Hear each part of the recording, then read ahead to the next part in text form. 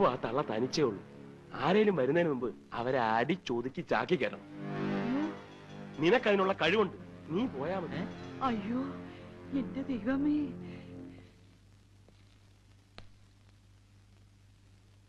ചെല്ലടാ.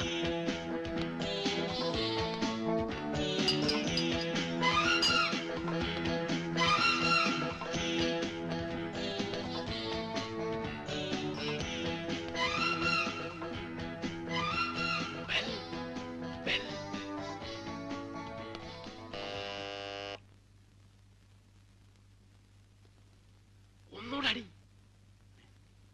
ഞെക്കിപ്പിടി.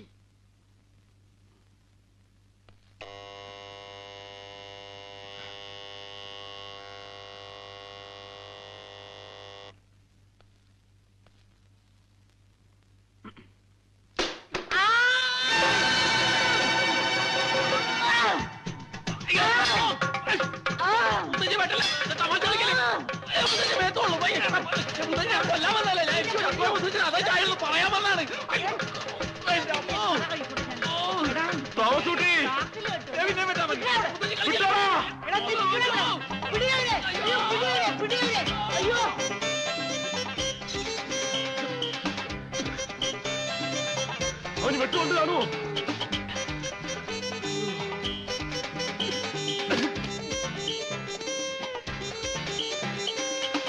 എന്റെ അമ്മ തള്ളക്ക് ഭ്രാന്താടാ. നീ അവിടെ കിടന്നെങ്കിൽ എല്ലാവരും വിളിച്ചെന്തിന്?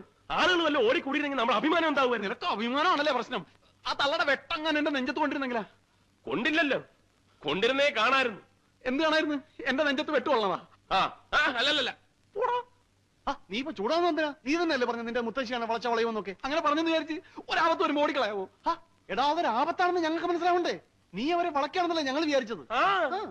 പോടാ ചതിയന്മാരെ തെണ്ടികളെ. ഗോവിന്ദൻകുട്ടി, ഇനി എന്തായാലും നമ്മൾ പിന്മാറുന്ന പ്രശ്നമില്ല.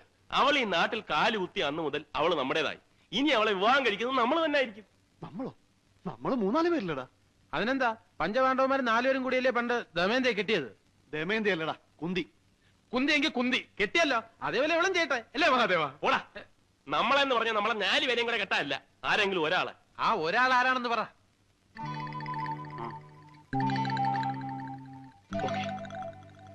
നിങ്ങൾക്കൊക്കെ ബുദ്ധിമുട്ടാണെങ്കിൽ അത് ഞാൻ ഏറ്റു. അയ്യടാ, നീ അങ്ങനെ തനിച്ച് ബുദ്ധിമുട്ടണ്ട, ഞങ്ങളൊക്കെ ബുദ്ധിമുട്ടാൻ തയ്യാറാണ്. അത് തന്നെ, നമ്മളെ മെട്ടിച്ച് ഒരു 5-ാമൻ അവളെ കൊണ്ടുപോകാൻ പാടില്ല.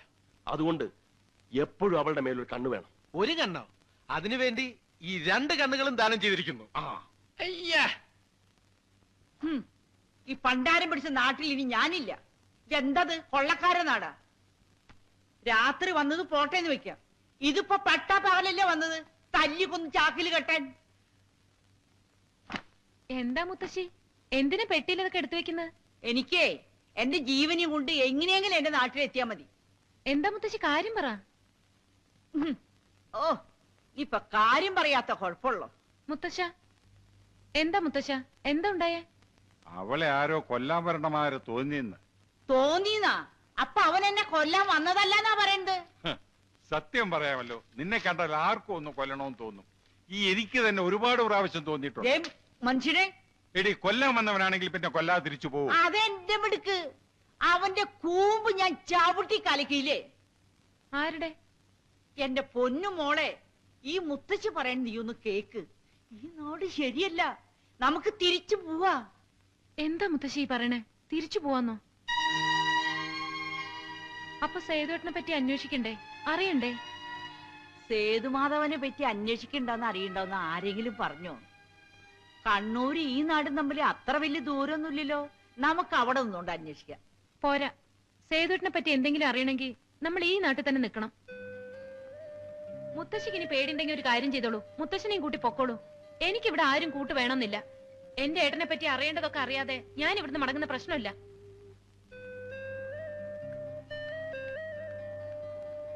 എന്റെ സേതുമാധവ, നീ എന്തിനാ ഈ നാട്ടിൽ വന്ന് താമസിച്ചേ?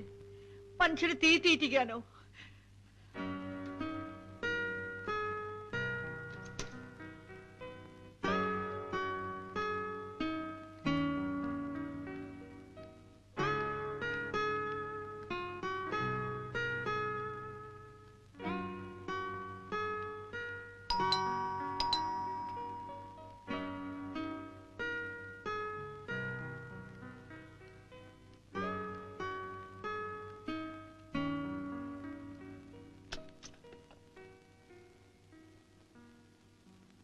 ആരാ? എന്താ? ഞാൻ കുറച്ച് ദൂരേന്ന് വരിക.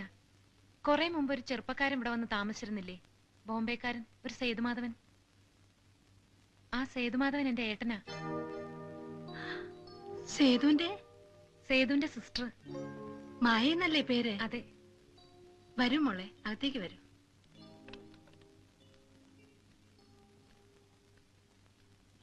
എപ്പോഴാ വന്ന ബോംബെന്ന്? 2-3 ദിവസമായി. തനിച്ചാണോ പോന്നേ? കണ്ണൂർ വരെ തനിച്ച്. അവിടുന്ന് ഇങ്ങോട്ട് മുത്തശ്ശനെയും മുത്തശ്ശിയും കൂട്ടി. എന്താ വിശേഷിച്ച്? ഒന്നുമില്ല. സേതുവേട്ടൻ താമസിച്ചിരുന്ന നാടല്ലേ, അതുകൊണ്ട് കുറച്ചുനാൾ ഇവിടെയും കഴിഞ്ഞിട്ട് പോവാന്ന് വെച്ചു. മോൾ ഇരിക്ക്. അമ്മച്ചി എനിക്കൊരു ഉപകാരം ചെയ്യണം. ഇത് സേതുവേട്ടൻ ഇവിടെ ഉണ്ടായിരുന്നപ്പോ എനിക്ക് എഴുതിയ ഒരു എഴുത്താ. ഇതീ പറഞ്ഞിരിക്കുന്ന ആളെ അമ്മച്ചി അറിയോ?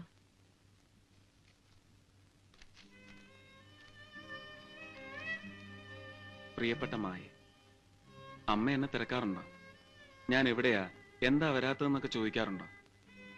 നമ്മുടെ അമ്മയെ പോലെ ഒരമ്മ ഇവിടെയും ഉണ്ട്. മകനെ ഓർത്ത് കണ്ണീരൊഴുക്കുന്ന ഒരമ്മ.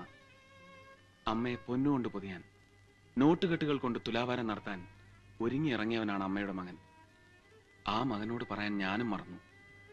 അമ്മയെ സ്നേഹം കൊണ്ട് പൊതിയാൻ, സ്നേഹം കൊണ്ട് തുലാഭാരം നടത്താൻ.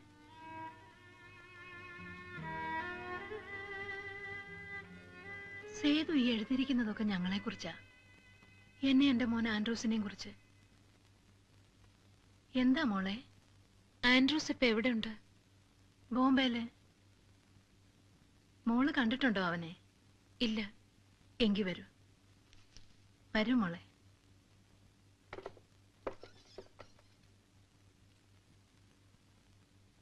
ഇതാ ആൻഡ്രൂസിന്റെ മുറി. സേതു താമസിച്ചിരുന്നതും ഇവിടെയാ.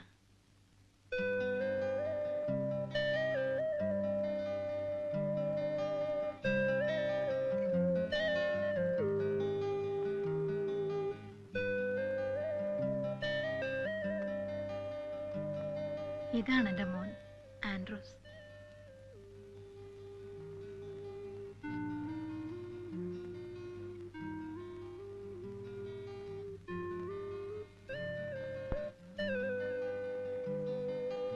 ആൻഡ്രൂസിനെ കൂടാതെ ഏട്ടന് വേറെ ആരെങ്കിലും ഫ്രണ്ട്സ് ഇവിടെ ഉണ്ടായിരുന്നോ?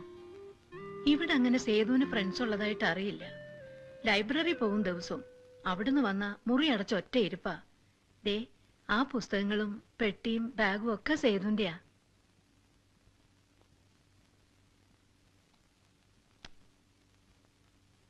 പോകുമ്പോ ഇവിടെ വെച്ചിട്ട് പോയതാ. എന്തും പറഞ്ഞ സേതുട്ടൻ ഇവിടുന്ന് പോയത്? ഉടനെ മടങ്ങി വരുമെന്നും പറഞ്ഞ്.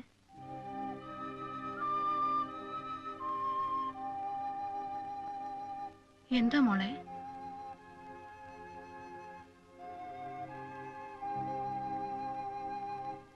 സേതു ഇവിടുന്ന് അങ്ങോട്ട് വന്നില്ലേ? ഇല്ല.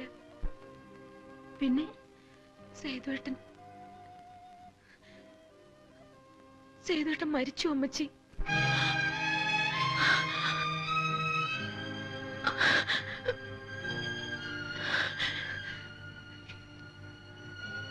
ആത്മഹത്യയായിരുന്നു. ഇപ്പോ 1 വർഷം തികയാൻ പോണു. എന്തിനാ മോളെ, എന്തിനാ സേതു അത് ചെയ്തത്? എനിക്കും അത് തന്നെ അറിയേണ്ടത്. എന്തിനാ എന്റെ ഏട്ടൻ ആത്മഹത്യ ചെയ്തതെന്ന്.